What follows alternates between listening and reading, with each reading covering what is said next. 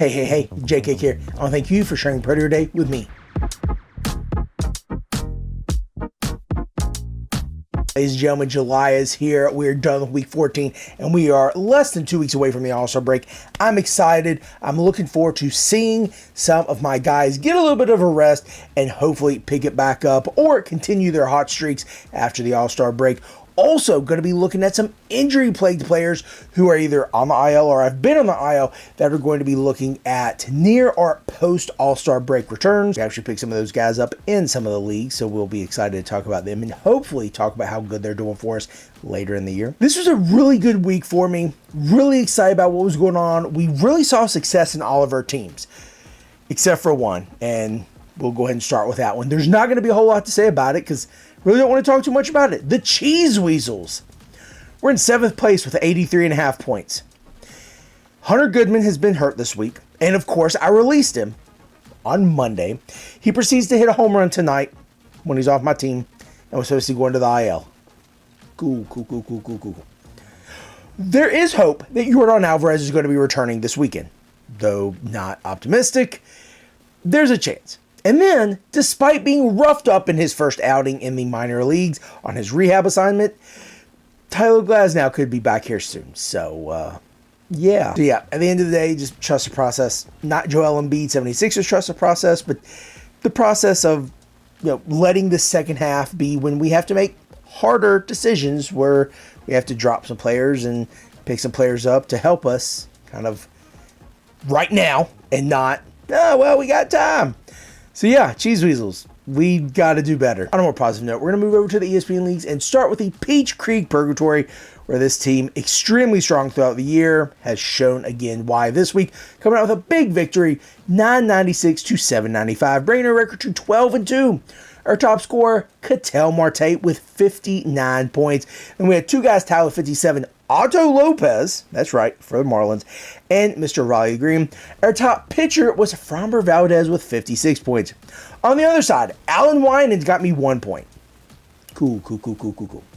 Jameson Taillon got me -7 points. Cool. Hunter Gaddis got us -14 points. That was terrible. As we move to the adds and drops, we're going to circle back to a point of the conversation we had at the beginning of this episode. The guys coming off the IL here soon should be able to help us, and we did, in fact, pick up Nestor Cortez and Robert Gasser. Both of them play for the Brewers, coincidentally. We also picked up Gabe Spire for the Mariners. Great relief guy. We let him go last week because we picked up Chase Petty. That was a bad decision. Thankfully, we didn't start him at yesterday when he gave up 5 earned runs in a third of an inning. Yeah, really dodged a bullet there. But very glad to have Gabe Spire back. As we move to the drops, we already talked about dropping Mr. Chase Petty, but then we also dropped Alan Winans because you got me 1 point, dude. You're supposed to be so good in the minors, and you're not good for us in the majors. So let's get it together, man. As we move from one strong performance to another, we're going to head over to talk about the South Harmon Institute of Technology. And we came up with a big win this week, 11 wins to 4 losses to 3 ties. We were able to beat the guy that sends the worst trades you've ever seen. If anyone in some of my leagues are seeing this and they think I send bad trades, this guy tops even me. Even though I don't think I send bad trades, I think y'all just don't realize some of the trades I'm sending are actually good trade offers. But in any case, I digress. This big win brought our record to 120 wins, 86 losses, and 46 ties. Good for first overall in my division. Wins-wise, I think I'm like 3rd overall, but because I'm leading in my division, I'm considered in 2nd. So that's still great. Still like what this team is doing, like the really strong performance we've been putting on, even against some tough teams. The guys that we really benefited from in this big win this week included CJ Abrams, who had 18 total bases, 1 home run, 5 RBIs, and 2 stolen bases. Matt Olson, 14 total bases, 3 RBIs, 3 walks, but no home runs, so really contributed without the long ball, so that was good for him, but obviously I would have liked the long ball. Was had a really strong week from a pair of Brewers, including Bryce Turang and Sal Frelick. Bryce Turang had 13 total bases, 5 RBIs, and 1 stolen base, while Sal Frelick lit up the stat sheet with 11 total bases, 1 home run, 4 RBIs, 3 walks, and a stolen base just for good measure. On the pitching side, we had my boy Nick Pivetta go for 10 strikeouts and a win, We also had 2 wins from reliever Brian Abreu, and Abner Uribe had 3 holds and saves because they are together in the same category. On the other side, we had a few guys that just had bad outings on the pitching side and some guys that were cold at the plate. Pitching-wise, the Yankees were to bring up this phenom from AAA, Alan Winans, and he got lit up. Did not have a good start. Then reliever-wise, despite having 3 holds and saves, Abner Uribe definitely gave up a few runs that we definitely could have used later.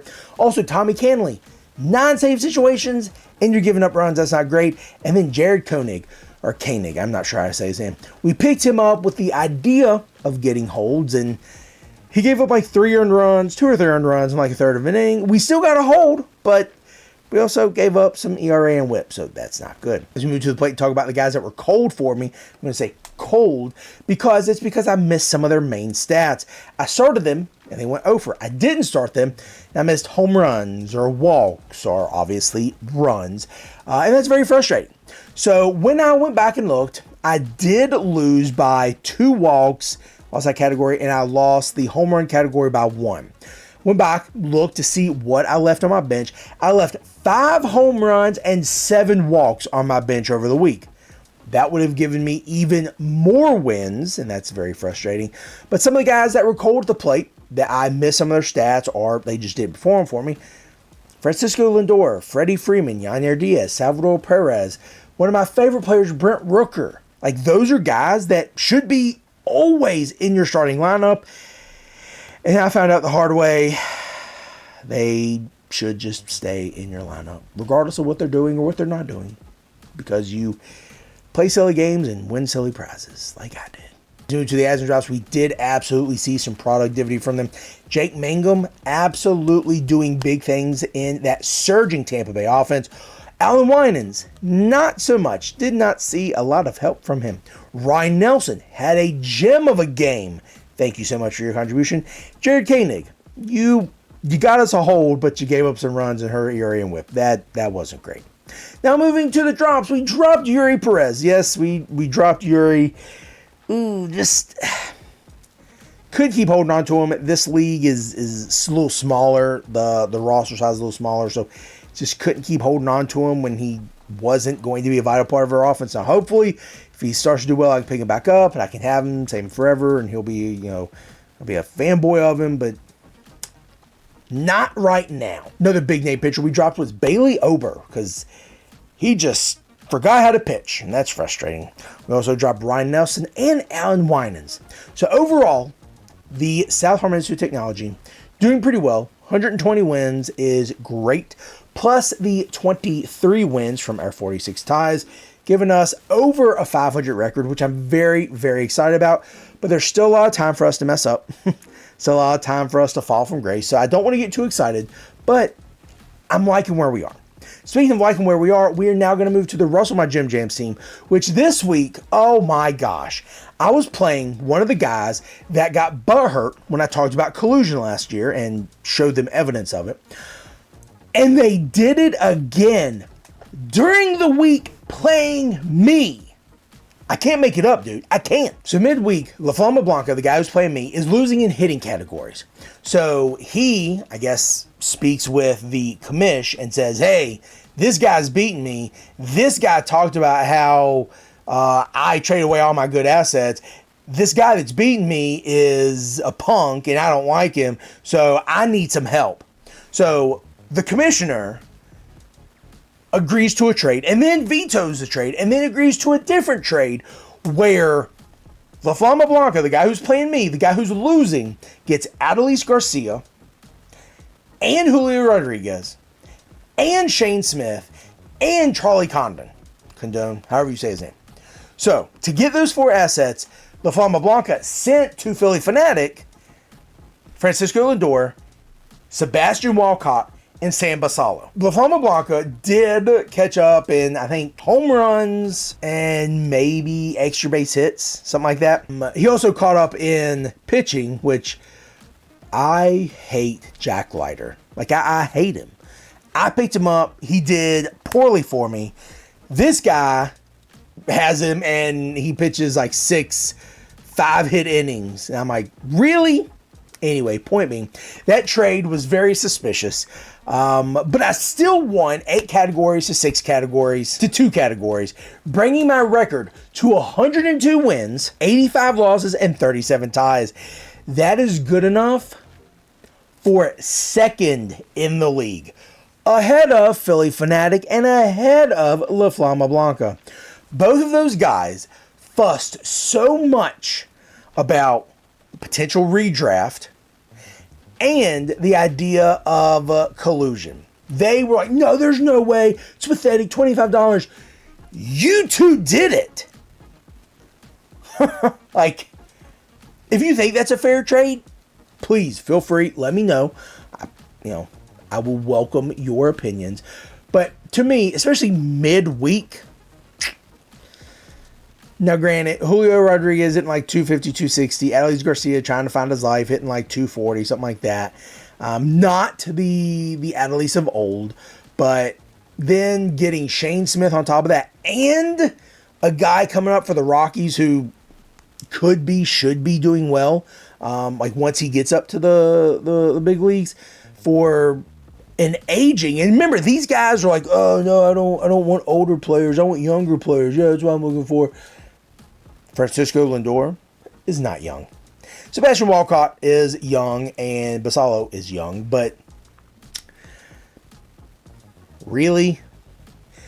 So this is just straight collusion. Hopefully I don't screw this up and I can continue to do well. But in any case, very happy with what happened, what transpired, with my team still being able to pick up the win.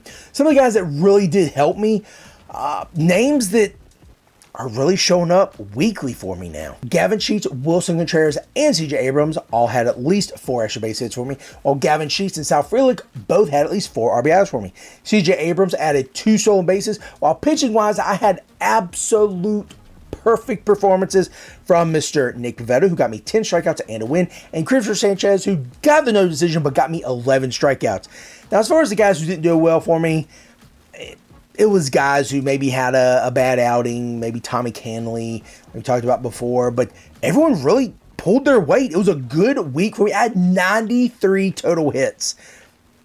Old cheater over here, Collusion Master, he had like 65. So very happy with what my guys did. Wish we would have picked up a few more wins, but hey, I'll take 8 wins because we had the ties. So I'll take my 8 wins and 2 ties and absolutely, for now, take over second in the league and plenty of time for me to mess up. But speaking of messing up, they have messed up in the league trying to target me. And you might be thinking, dude, not everyone is against you. This isn't all bad. They're wanting to now look at quality starts as a win and combine holds and saves. Therefore, they see that I only have like 2 or 3 pitchers going, keeping ERA, keeping whip low, but they want to keep wins, shutouts, complete games, and now add quality starts, of course, and strikeouts. So quantity over quality. See, this is what bothers me. This irks the ever-living out of me. This wasn't a thought in the 4 or 5 years I've been in this league previously, but now that I have went against them, I have brought up points against them and called them out. Hey, we need to figure something else out. We need to make sure that this plan isn't working. So yeah, that's cool. I'm still going to stick to my game, still going to stick to what I'm doing, but that's cool. Like, y'all can try. You're just going to take all the fun out of it. Other people are complaining, so yeah, it is what it is. Let's go ahead and move to the adds and drops. Kind of short list this week. Unfortunately, we did add Alan Winans and dropped Alan Winans. We also picked up Otto Lopez, who has been absolutely phenomenal on a tear, and dropped Justin Verlander. Now, we've done 1 Yahoo League. We've completed the ESPN Leagues. Let's move over to the Fantrax League. The Funky Junkie Joker Monkeys are at it again. We came up with a big win this week, bringing our record to 11-3. Very happy with that. We were able to come up with a win, 473 to 270. Brian Wu was our top performer with 55 points. Woo-hoo! doggy. Nick Pivetta got us 35 points. Christopher Sanchez got us 30 points. And Ernie Clement got us 29 points. And we had 6 guys that got 20-plus points for us. So, shout out to you all. On the other side, we had a plethora of guys get us 7 points. And, I mean, thanks for the contributions, but luckily we didn't need you too much. Those guys did include Salvador Perez, David Peterson, Jeremy Pena, who did get hurt, so that's unfortunate, and Lourdes Gurriel. Jose Altuve only got us 6.5 points, which again, not great. Need more from you, Altuve. And then Carlos Santana got us negative 1.5. Come on, big man. Need you in this Cleveland offense, because there's not a lot of offense, so need you to do your thing, man. We went over the adds and drops. It was solely focused on pitching. We added Stephen Kolek, Justin Verlander, and Jose Quintana. We dropped Ryan Nelson, Stephen Kolek, and JP Sears.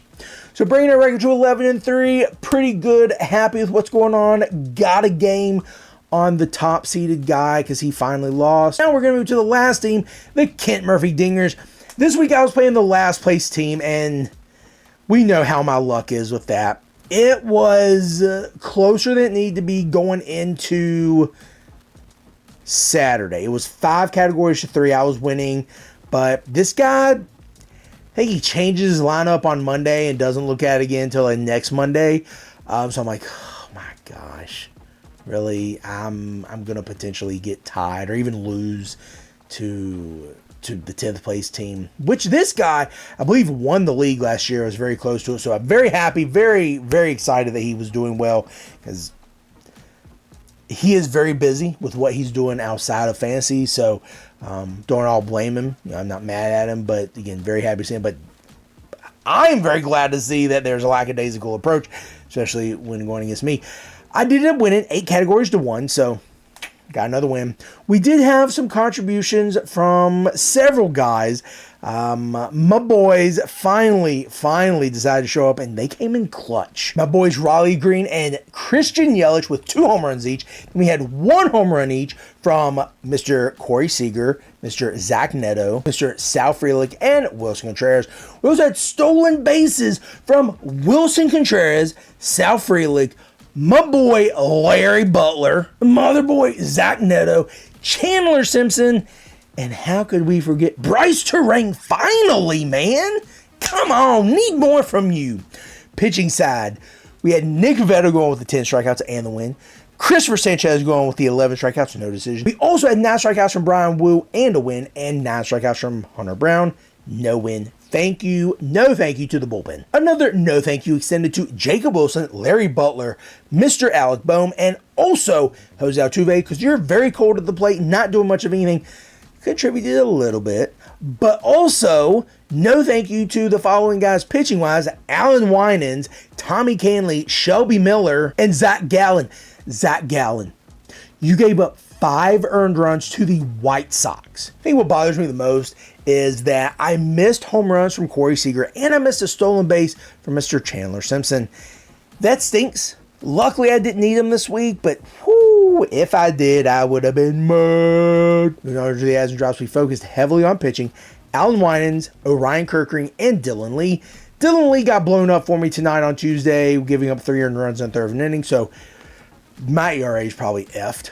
But then we moved to the drops, where we dropped Orion Kirkring, Jack Leiter, Ben Kasparius, and Alan Winans. And there was a trade. We traded Zach Gallen, and we received Shea Langoliers. Now you might be thinking, you have Contreras, you have Langoliers. Contreras can play first, but you have Matt Olson. But then you also have 3 really good shortstops in Corey Seager, Jacob Wilson, and Zach Neto. You only have 1 utility spot. So what are you going to do? I don't know. I'm going to figure it out. I'm going to have to try to figure it out, but I don't know. Speaking about the plethora of guys that I have on the Kent Murphy Dingers, we now have an 8-win, 3-loss, 2-tie record. We are number 1 in our division. We have a 3-game lead. Plenty of time for us to screw up, so don't get too excited. We are 2nd overall in the league, and I think we're behind by like 1.5 games. I think they have like an extra tie or something. So happy with where I am. We have surpassed the number of wins we had last year. But again, not getting excited about that because that's not what we're looking to do. We're looking to make sure we win. But yeah, we are definitely happy with where we are. We have to figure out what we're going to do. 3 really good shortstops. We have like 5 outfielders. We have 2 catchers. We have 2 first basemen. We probably have to trade some people. And we're probably going to be looking at relievers. And Dylan Lee, not great. He's supposed to be the closer for Atlanta, but you're screwing up, dog. You're screwing up. Let's go ahead and get to the people I think you should add. If he's not already taken in your league, pick up Otto Lopez. He started his career in Toronto, but could not move up in the organization because he was blocked at shortstop by Bo Bichette. Then he was shipped off to Miami, where they're absolutely utilizing him. He is doing great. Happy with his production. Absolutely caught fire. Otto Lopez, second and shortstop eligibility. Pick him up. This next one's going to be a deep league type of ad. Jesse Winker. Now you might be thinking, why do I need him? He's coming off the IL. He's not sexy. He's not. But he draws walks left and right. And in that offense for the Mets, if you can get someone on base, someone is going to bring you around. So definitely look at him if you have a walks category or if you have an OPS category. Definitely like him. But again, that is a deeper league. Maybe, if you have spots on your bench or on the IL, you keep him there, Moving to the pitching, Ryan Nelson. He has been absolutely on fire. And he has a Diamondbacks offense producing at a very high level. You got tons of guys who are able to do you right. And once you get to the bullpen, that's where you might lose the win. But Ryan Nelson will probably be able to get you 5, maybe 6. So get your quality start if he goes 6, obviously. But he doesn't give up a lot of runs. Definitely doesn't give up a lot of hits. So definitely look at Ryan Nelson. At least for a streamer here and there. He may not be the guy you set and forget. But Ryan Nelson has had a great last, 3-4 games, so keep an eye on him. That's going to do it for the people I think you should add, and that's going to be a wrap for the Week 14 recap. Definitely excited as the All-Star Week comes up, but not excited about the wonky scoring weeks we're going to have, so that stinks.